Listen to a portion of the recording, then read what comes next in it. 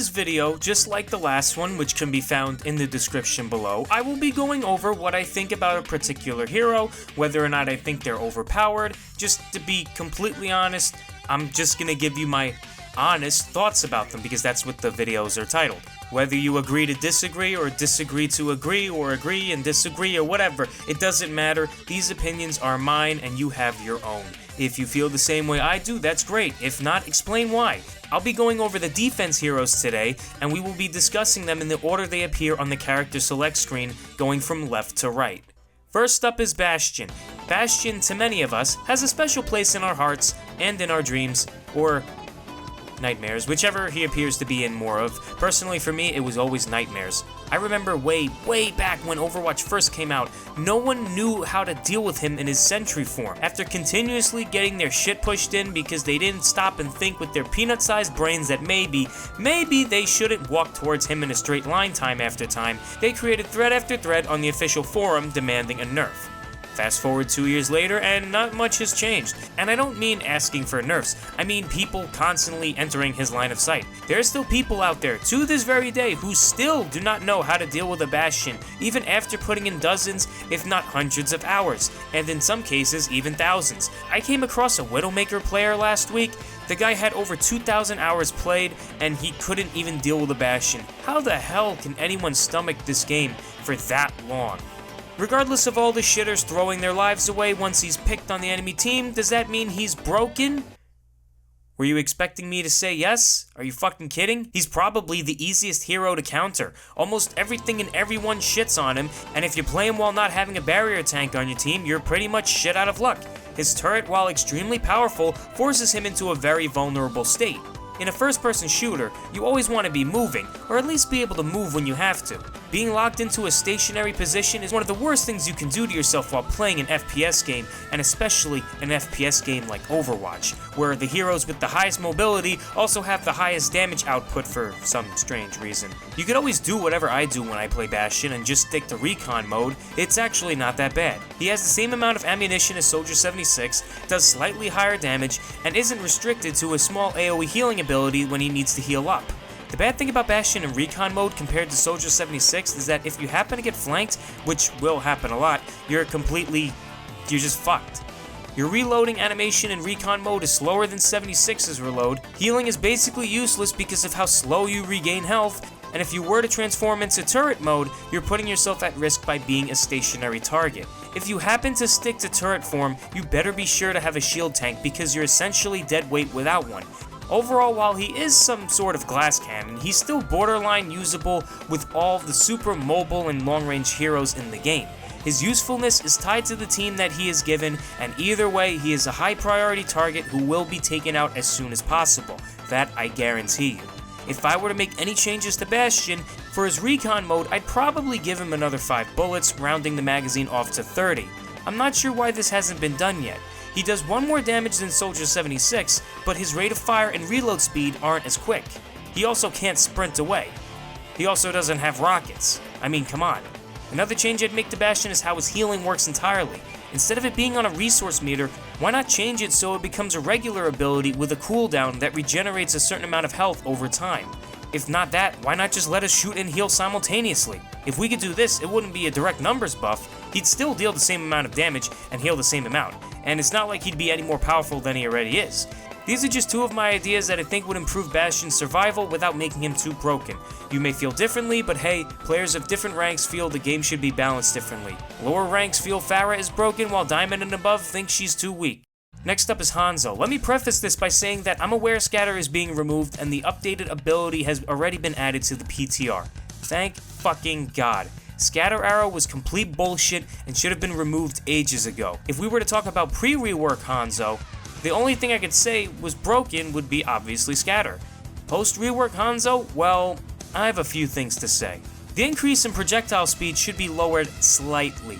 They upped it from 85 to 100. Playing against Hanzo, I can't really see a difference because the arrows are basically invisible until they penetrate your skull, but when you play him, you can definitely feel it.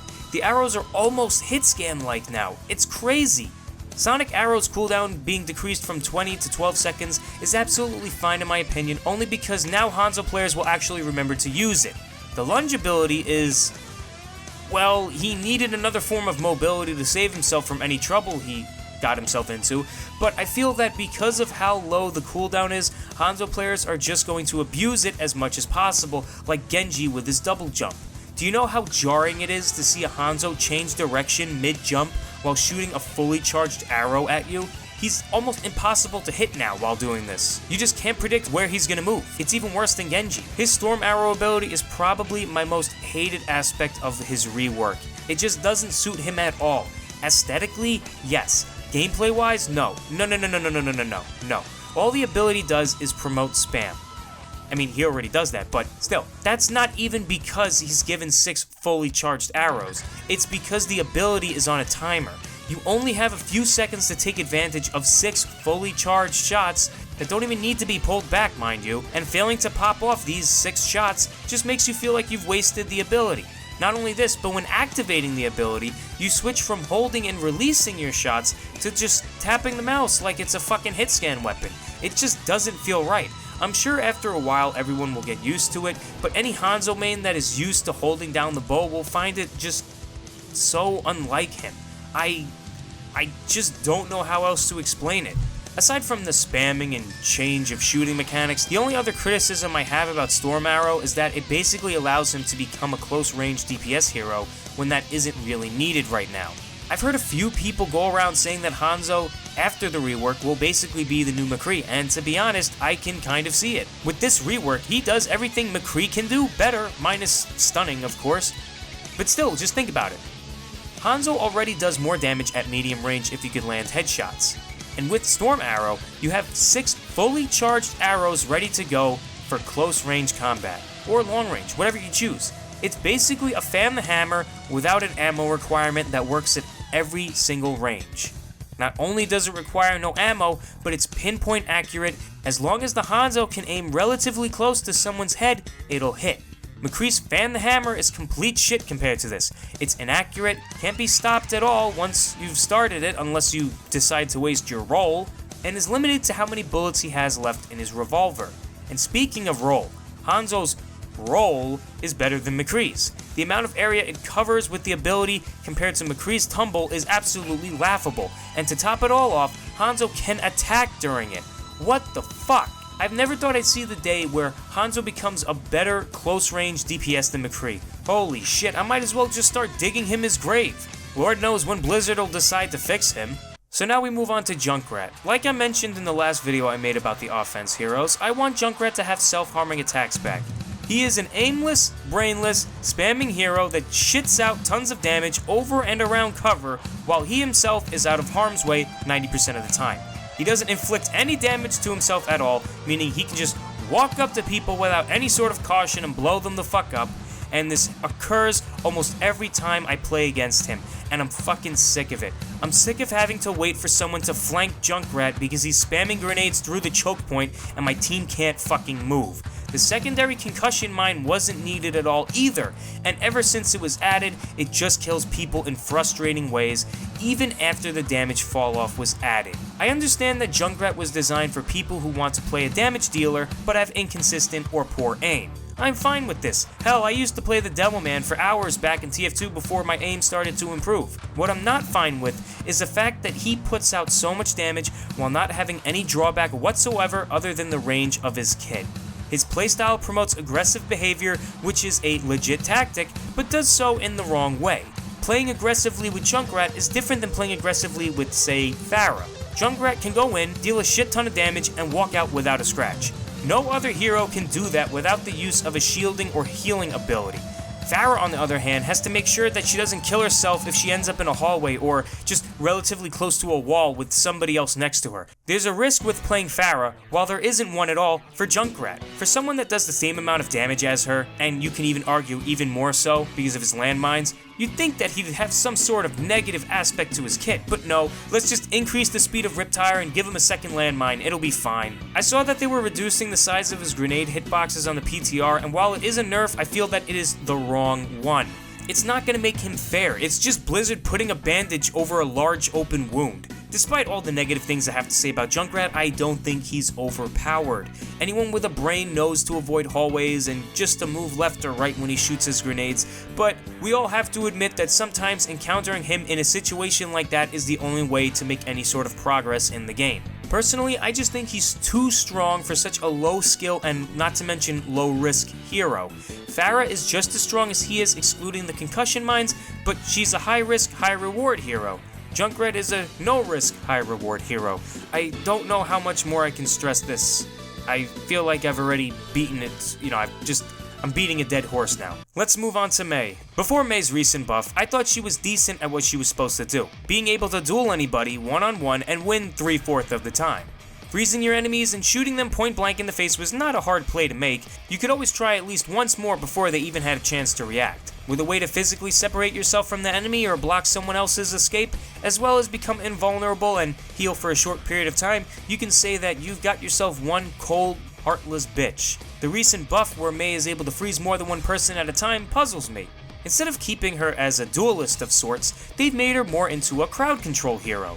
While I haven't had any recent encounters with Mei, I do believe that while the piercing effect on her snow gun is not broken, it is not really necessary, and to be honest, I don't think that's what she needed. If Mei is supposed to be a duelist, why was her kit changed to let her do more? I'm not against buffing a hero or changing their playstyle, but I think piercing with the freezing effect was not the right choice to make. A lot of Mei players might think that removing this buff for anything else would be a complete waste of time and a direct nerf to her kit, but consider this. What if, now stay with me here, what if instead of outright freezing your enemy completely, you can keep them from using their movement abilities? Of course you'd still be able to slow them down, but what about completely fucking up anyone's chance to escape?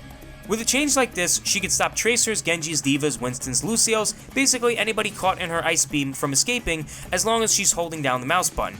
This would increase her utility and usefulness, and this could even possibly stop dive meta. Some of you may disagree with me, and that's fine, you're entitled to your own opinion. I just so happen to think that rendering a player completely useless in a frozen state that's long enough to let you get a clean headshot on them without the use of an ability or ultimate is kind of broken. Not entirely broken, but kind of. Don't worry, I'm not saying she's broken, just the fact that it's kind of bullshit. Hell, it even happens to Mei players as well when they go up against another one. Whoever hits the other first usually wins the duel. It's just really anti-fun, and I think something that powerful should be saved for an ultimate only. Right now, the only way to keep people from using their movement abilities is with the use of Junkrat's trap, which is destroyed easily, Zarya's ult, which takes a long time to generate, and Orisa's graviton ability, I think. Someone correct me if I'm wrong, I'm not too sure on that one. Really though, I think Mei should be given a new job instead of just being known as the keep diva away hero or the stalling the point forever hero. We're almost done, we got 2 more I think. We're up to Torbjorn now. I'm gonna be honest, I can see why Blizzard is looking to rework him. His weapon is really good if you understand how his bullet drop works. He has a small hitbox, provides non-degrading armor pickups for his entire team, and has a life-saving ultimate. Despite sounding like a decent kit, it plays out pretty bad. His main ability, the turret, which isn't really an ability but more of a buildable, is very weak unless a team builds around it because it requires a barrier at all times. It's just not able to stay up long enough to do some serious damage by itself. If the enemy is not successful with their first push, they know where your turret is, which means now you have to move it. Sure, it's in a different spot if you move it, but the enemy team will probably know you've done this and will do all they can to make sure it's the first thing to go. Against a highly coordinated team, your turret is basically non-existent. If you lose your turret during a team fight, it becomes very difficult to build it back up in the front lines. If you deploy it and somehow it completes the setup, you have to waste your time whacking it until it hits level 2, and then you put yourself in danger because you're just standing still. And you can't really leave it level 1 because anything less is not efficient enough. But if you deploy it and you start to run around trying to take the attention off the turret, you'll usually end up dying yourself.